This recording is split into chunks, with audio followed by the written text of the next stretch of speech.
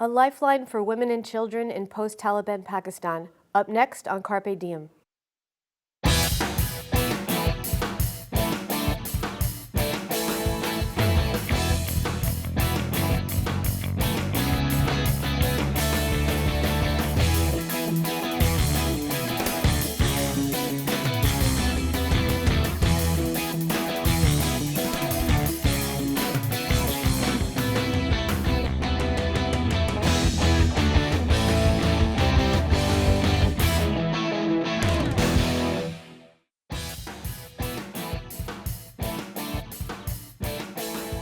Hello and welcome to Carpe Diem. I'm Eileen Foti, formerly an assistant professor in the Department of Art and Design here at Montclair State University. For many years, I've been working on projects that use art and education as a means of achieving positive social transformation in challenged communities. A year ago, I had the pleasure of meeting Zebu Jalani, the inspirational visionary behind SWAT Relief Initiative, also known as SRI.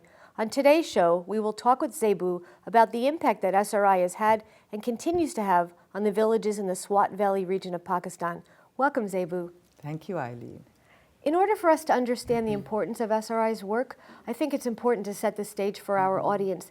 Can you tell us a little bit about your personal connection and your family's history with that region? Sure. Eileen, Swat is this beautiful, pristine valley nestled in the foothills of the Himalayas. Almost 100 years ago, this was a very tribal area where comprised of tribes that were fighting for power, and there was no education, no health services. It was just a tribal area, very wild tribal area. And for 4 generations, my family has worked to make this land into a very peaceful area.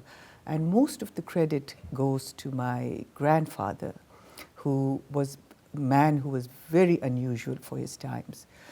He created a lot of social services in Swat. He actually built hundreds of schools that provided education for hundreds of thousands of children. He provided a free health care, free and fair justice system, a road system. So Swat was actually a really modern state, and he believed in equality, creating equality in Swat by providing educational opportunities, healthcare opportunities, economic opportunities, and making the environment clean and pristine. And these, because of him, these things became very important to me.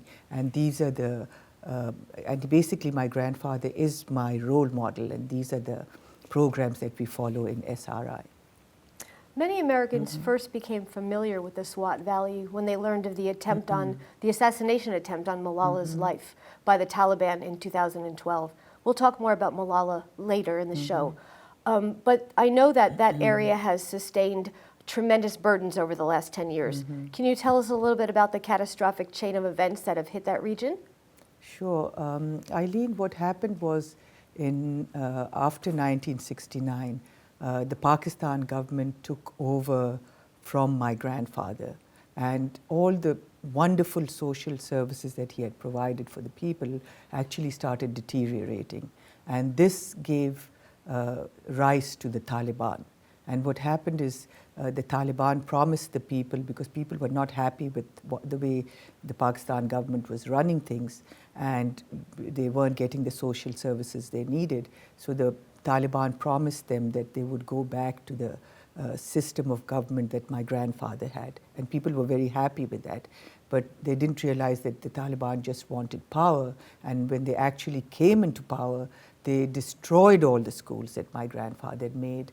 They prevented girls from going to school, and they started beheading people who didn't agree with their ideology. So when they came into power, they weren't just happy being in Swat. They started going towards the capital, and that's when the Pakistani government got very alarmed. They sent in the army, and the army just gave very short notice for the people to get out of Swat, and people literally left with the clothes on their backs. So that created a huge refugee situation. Yes, and there were almost 2 million refugees that came out of Swat.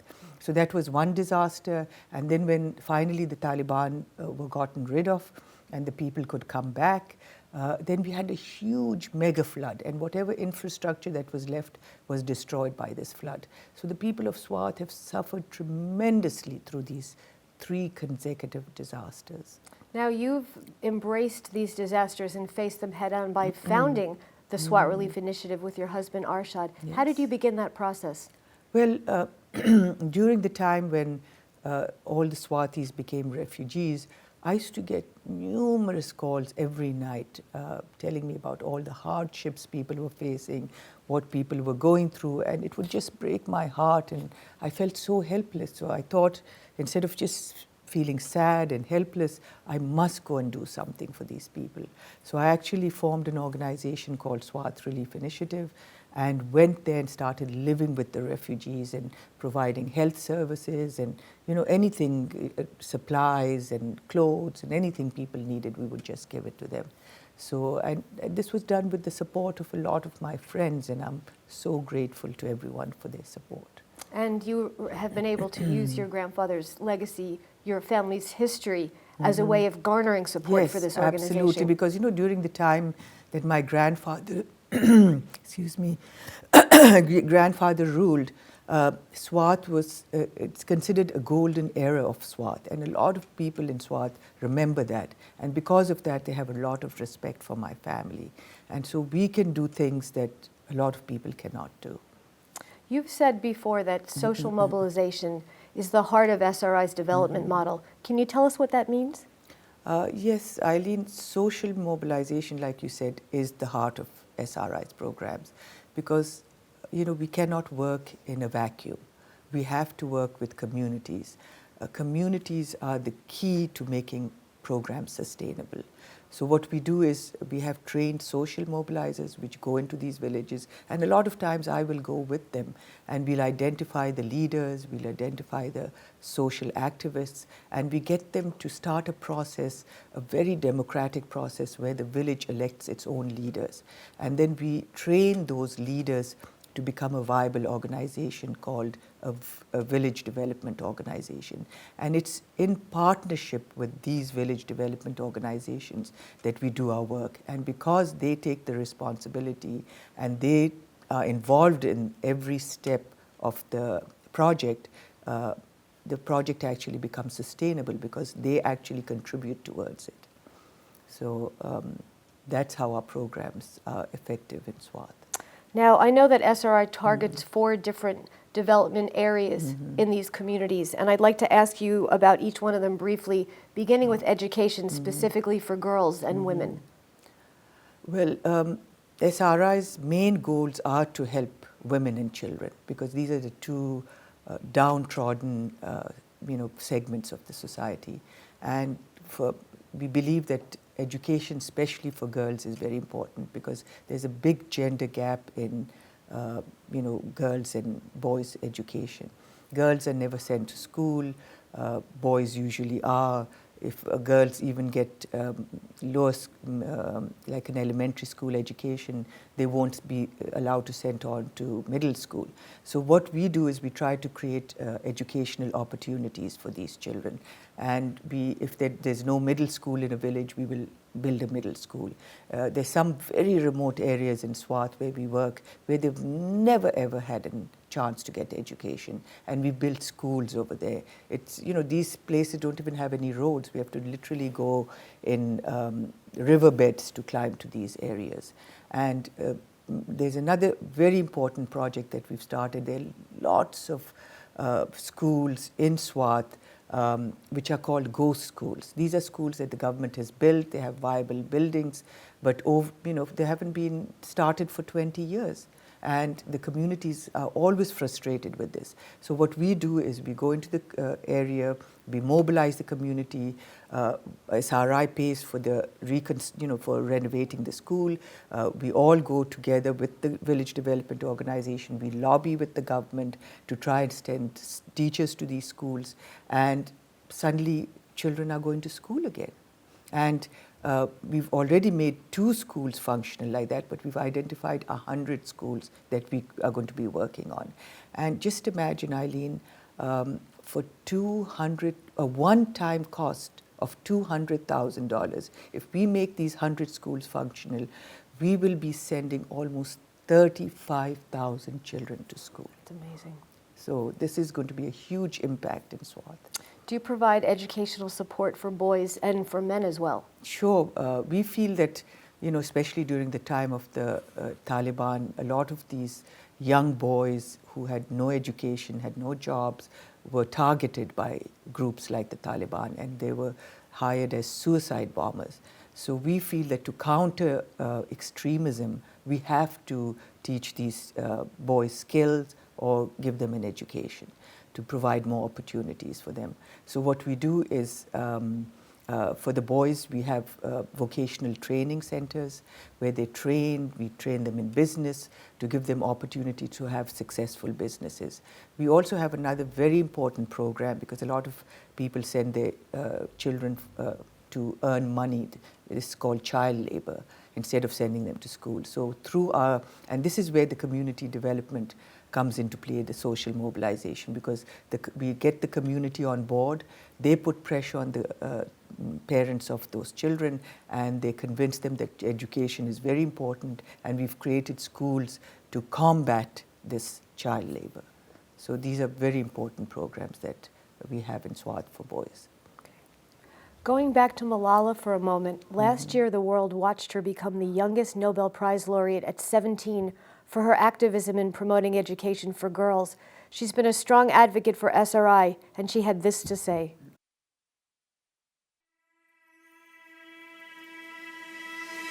When we were in Swat, the north of Pakistan, we realized the importance of pens and books. We are all together, united for the cause of education. And if we want to achieve our goal, then let us empower ourselves with the weapon of knowledge. We must not forget that millions of people are suffering from poverty, injustice, and ignorance. We must not forget that millions of children are out of their schools.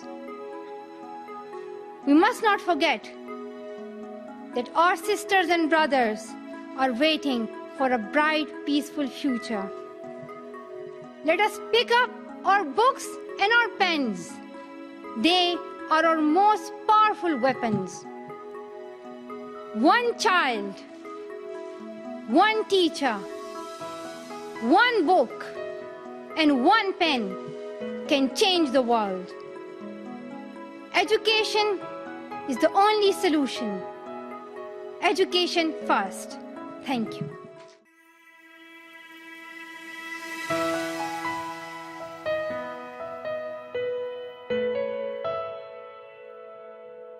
My beautiful Berry Swat is suffering from many problems. Women's rights, children's education, poverty, these are the main issues. And Swat Relief Initiative is an organization that is working for women's and children's basic issues that are faced by them. The main are the poverty, education, health facilities. This organization has been working for a long time, and they are volunteers for it. And I totally today say that I am a volunteer for this organization. I truly support it, and I hope that all of us will support this to go on forward.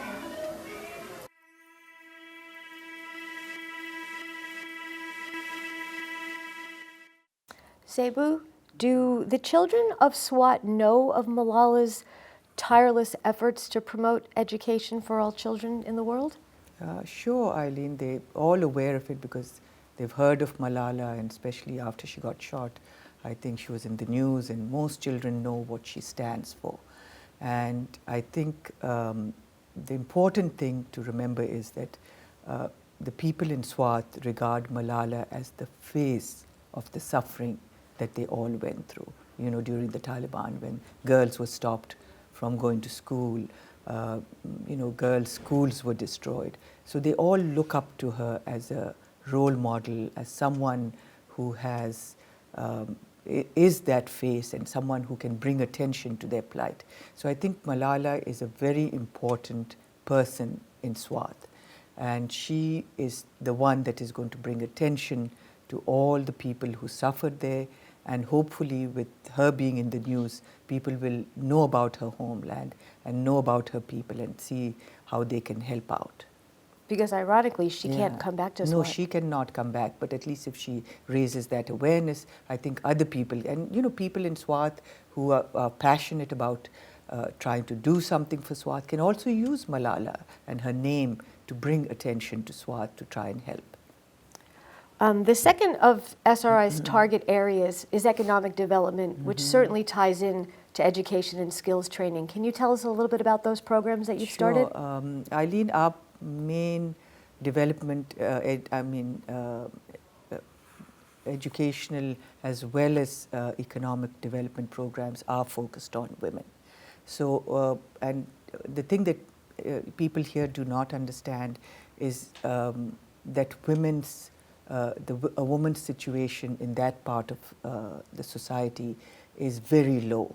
And there's a proverb in our area which says that for the woman, there's either the home or the grave. So it basically sums up the life of a woman and the plight of a woman. So what we are trying to do is that, and this is mainly because women don't have economic opportunities. They don't have the opportunity to earn money and contribute to the family economically. So what we are trying to do is we create these institutions which give technical training or vocational training to these women so they can lift themselves out from this feeling like they have no power. We want to empower these women so they can also feel like they can contribute to the family economically, and in this way they will get standing in society. The society will think better of them and they won't be second-class citizens like they are right now. Can these women decide freely on their own to attend your programs? Well, a lot of times they have to take permission from their families. A woman cannot do anything without permission from either her husband or her father or her brother-in-law. So what we do is if some woman is having problems coming to our center and she wants to come, she will appeal to us and we will go to our village development organization. There again the social mobilization comes into play, and they will put pressure on the family to tell them that this is something important and they must let this woman go, because we have a very safe environment under which women can work, and it's very much in line with the culture and the traditions of the area.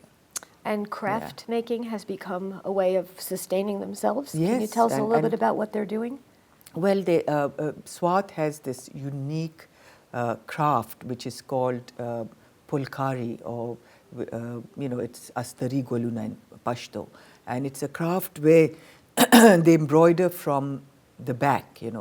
That's why it's astari. It's embroidery done from the back, and they count every single thread in the cloth to make those designs. And these are designs that have been passed on for generations. They're in people's minds. And so this craft was dying because it's very hard to do this. And so we have tried to reintroduce this craft so that women can do this in their homes. They can create a system where they can sell it, and we provide opportunities where they can display their items. So this craft is now coming back into vogue, and it is very much appreciated in other parts of Pakistan. So it sells very well. So we are trying to promote this a lot. But there are other things. If people are interested in sewing, if they're interested in knitting, they're like almost 6-7 crafts that we offer, and they can choose any one that they want to. The next area of development is healthcare, and I know that you were trained as a nutritionist, so this is an area that's close to your heart. Why don't you tell us about some of those programs? Our program in health is mainly preventive. We try to concentrate on preventive medicine because a lot of times once people become sick, it becomes very expensive to treat. So what we do is we have a set of trained lady health workers who go in. Like I said, women have very limited opportunities to get out of the house, and it's very difficult for them to go to hospitals. So we send these trained lady health workers into the homes of these families, and the main goals that we concentrate on are basically inoculating all the children as well as the women. We also monitor children under 5 and pregnant and lactating women. We give them advice on how to keep healthy, how to go back to their traditional way of eating, not to eat junk food, how to make kitchen gardens, how to, we also teach about civic responsibility. So that they can become part of their society and or at least really good members of their society. So we concentrate on that, and I think that is the thing that is going to prevent them from getting sick. And if a person is sick, they cannot be a productive member of society. And if they prevent that sickness, I think that's better than actually curing it, because once they reach the stage where they have to go to the hospital, I think it's too late, and by that time they don't have the money to pay for it. And even though when we find problems early, we refer them to doctors, and we have a lot of doctors that are working with us on a volunteer basis, and if they can't afford the treatment, the doctors will treat them free. Yeah. The fourth area of development is helping villages create sustainable environments. How have you done that?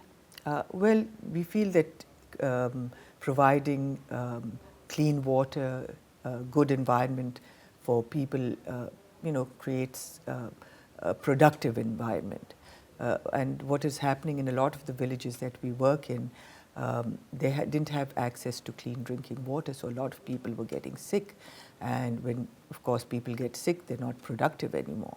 So what we did was we started making filtration plants, hand pumps to provide this clean drinking water. Even if we see that the pipes are built in such a way where the sewer water is getting into the pipes and making it polluted, we'll build new pipes for them, new pipe system for them. So we've done a lot of projects in clean water, and as I said, the community is always involved with us. They provide the land for the water filtration plants. They provide the maintenance. They provide someone to look after it. So they're very much involved with us in these projects. And we also have a drive for planting trees, because a lot of the trees have been cut, and we try to teach the importance of trees in the environment. Okay. Yeah. SRI has forged alliances with many other international humanitarian organizations. You've also cultivated a dedicated group of funders and volunteers. You just held a yearly fundraising event in New Jersey. Let's take a look at a clip from that day.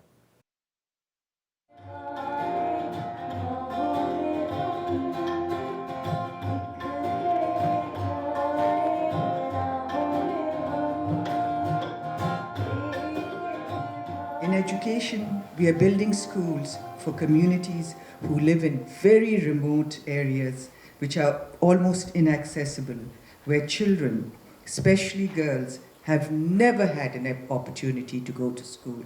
When the Taliban took over in Swat in 2008 and people were streaming into Mardan, which is the neighboring district, which is where I'm from, we felt, now we've got to do something. So Zebu actually went there initially and started helping the people in the camps. And these were camps, there was the UN was there, Red Cross was there, all kinds of things. Those camps were well taken care of. But there were unofficial camps that were just lying all around the place, in schools and here and there.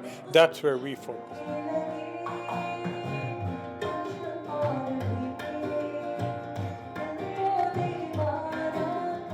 So far, we have built 2 schools which have the capacity to educate 600 children. The cost for building each school is only $6,000, as the local community donates the land and provides the labor for these schools. I think that SRI is doing a really good job with, for example, Zebu Antis Community Health Center really helps women connect with each other over there. And I think that's a great thing. I don't think many villages have that opportunity. Recently, Army action in the tribal area, the federally administered FATA tribal areas, where a lot of the world's terrorists and all seem to have congregated. There's a lot of action going on there. But of course, innocent people get injured and killed also. So there's a lot of the population has streamed out of there into the rest of Pakistan and also into Swat. So we've been helping the refugees there also.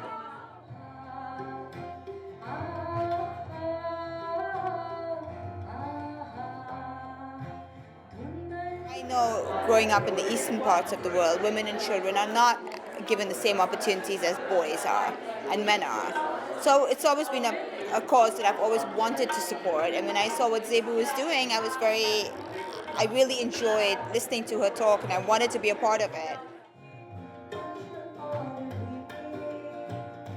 It's just a light of the media that's portraying that all Muslim people are bad, which is not true. And that's why I love being a part of this organization, because it really shows you that there are some of us who are really very nice, who are pro-education, who are pro, living in harmony together, that are pro all the things that we grew up with, our values, our basic values. And that's what being a Muslim person is. So. The Peshawar school shooting in Pakistan happened in December, where 132 boys were executed by the Taliban. And earlier this month, 3 young Muslim students were gunned down in Virginia. Do events like this make your job more difficult? It actually makes me very sad to think of these things happening, but when you think of it, it's programs like ours that are going to, because this is all because of extremism, and it's programs like ours that are going to fight extremism. And when you provide social services for people, you make the society stronger, you help them build up, they have the ability to fight off extremism like that. And to make a peaceful and safe world, you have to create programs in remote areas. Thank you so much for sharing your extraordinary work. Where can we go for more information? To get more information about SWAT Relief Initiative, you can go to www.swatreliefinitiative.org, and that's .org, not .com. If you would like more information about SWAT Relief Initiative or any other episode of Carpe Diem, you can write to us at the email address on your screen, carpediem@mail.montclair.edu, or call us at 973-655-5158. For Carpe Diem, I'm Eileen Foti. Thanks for watching.